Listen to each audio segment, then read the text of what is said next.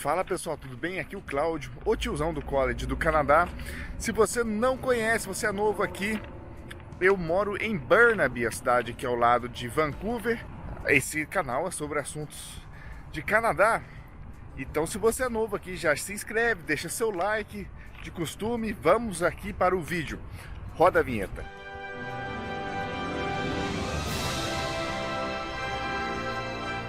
Então, meus amigos, para o vídeo de hoje eu trouxe um comparativo entre a imigração canadense e americana, que eu tive recentemente em Seattle, né? Gravei um vídeo lá e conversando com alguns brasileiros eu percebi o seguinte: o jeito que as pessoas falam sobre a imigração nos Estados Unidos é um pouco diferente de como a gente pensa a imigração aqui, né? Tô falando nós brasileiros, né?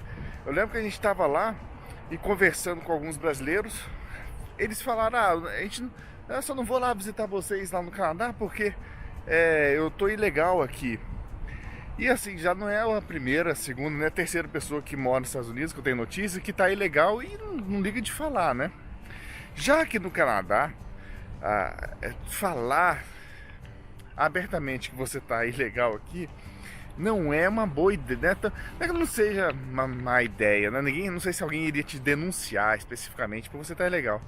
Mas não se fala, eu nunca vi, só conheci um brasileiro uma vez que falou que estava com o visto vencido aqui. Mas tirando ele, faz muito tempo, logo quando eu cheguei, nunca mais eu vi, perdi o contato.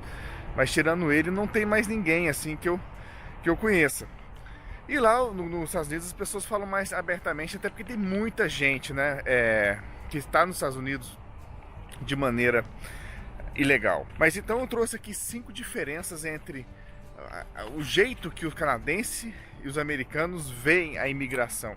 A primeira diferença é que a imigração americana ela é focada na reunião de parentes, né?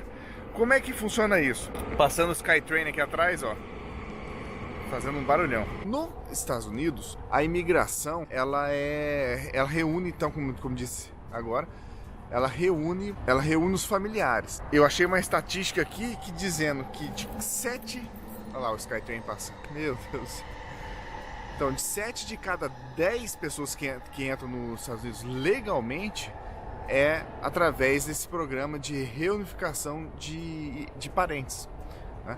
Ao contrário do Canadá, que é uma imigração muito mais focada no mérito, né, na pessoa, no nível de escolaridade, nível de inglês, etc.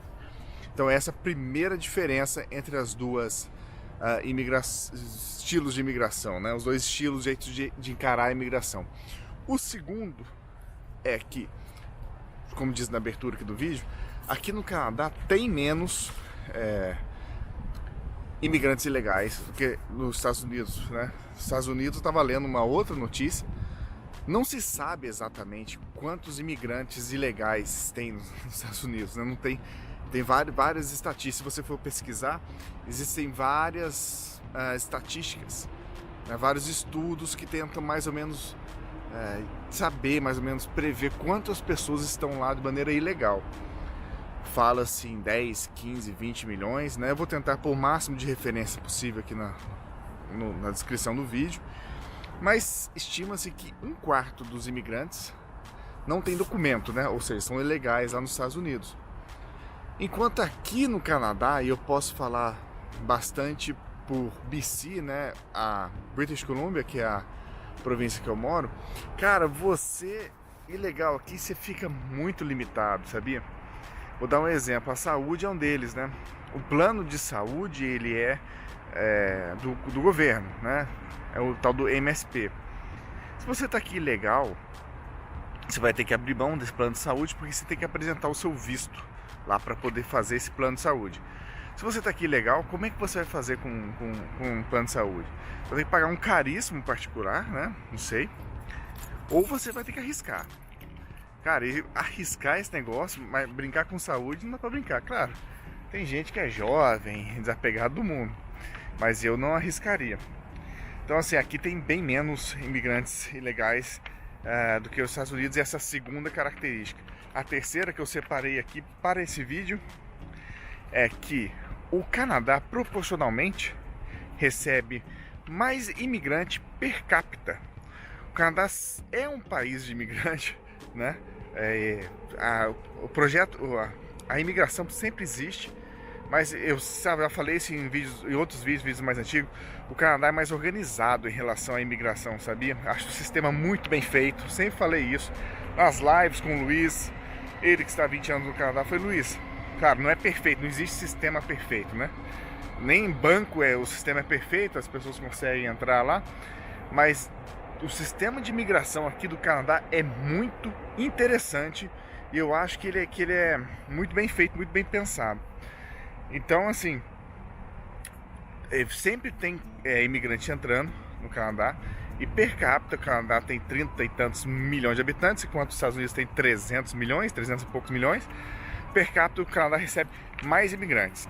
Quarta diferença que eu encontrei aqui para vocês: os americanos claramente debatem imigração mais do que o canadense, em todos os sentidos, na televisão, no debate político, em casa, né?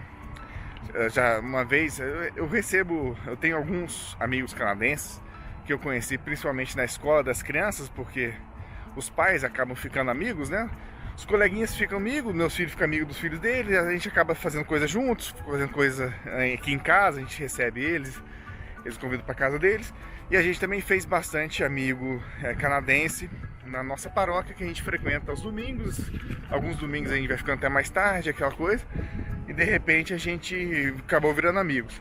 Uma coisa que é clara é que, assim, eles não estão muito ligados na imigração, sabe? Eles não estão muito a par dos programas de imigração que existe aqui no Canadá, como é que funciona. Eles sabem que existem, mas é um negócio que claramente eles não debatem, né? E até uma conversa que eu tive esses dias atrás sobre uma coisa que eu achei interessante, é que tanto os dois lados políticos do Canadá, para resumir a política do Canadá em dois partidos, claro que tem mais, claro que é mais complexo, eu sei, mas eu estou simplificando.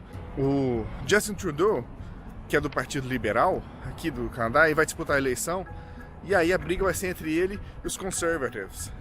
E eu estava muito curioso para saber o que os Conservatives pensam a respeito da imigração, né?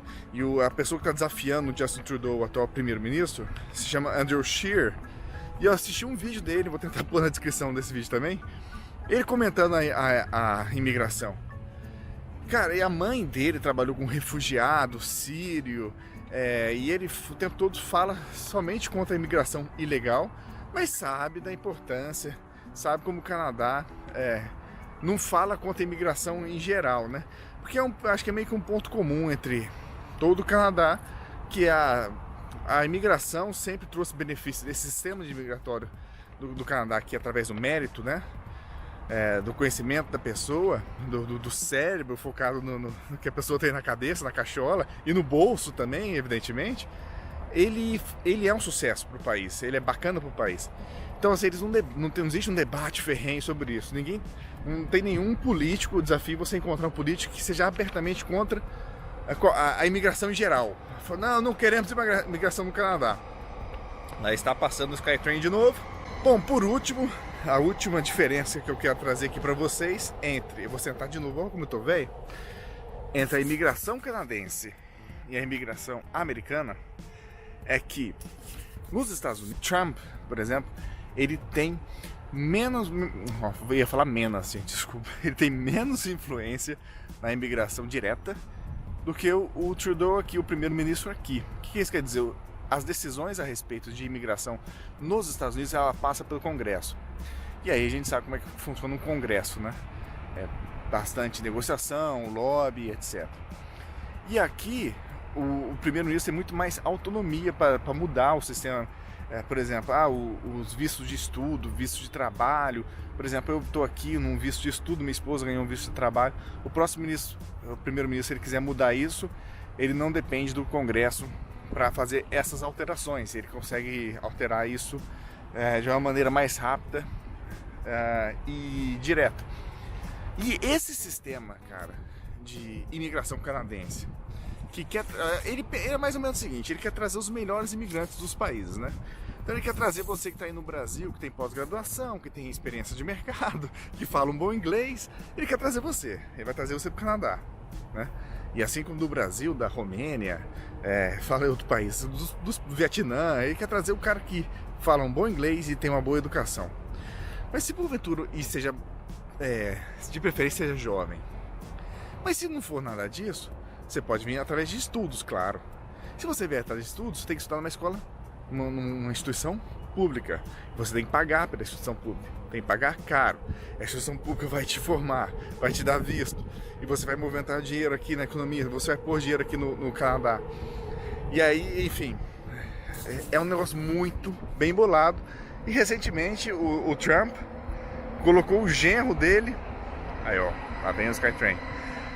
O Trump colocou o genro dele para fazer um projeto de imigração novo para os Estados Unidos, para diminuir tanto o foco em trazer imigrantes que são parentes dos americanos que já estão lá e focar nesse negócio de imigração focada no mérito. Eu achei isso muito interessante. O Trump citou nominalmente o Canadá como exemplo de imigração e eu acho que o Trump está certo. Eu acho que esse tipo de imigração deu certo, tem sido um sucesso para o Canadá. Você aí, conte nos comentários qual a sua opinião sobre a diferença de imigração entre Estados Unidos e Canadá. Deixe sugestões de vídeos, deixe seu like, a gente se vê no próximo, pessoal. Um abraço.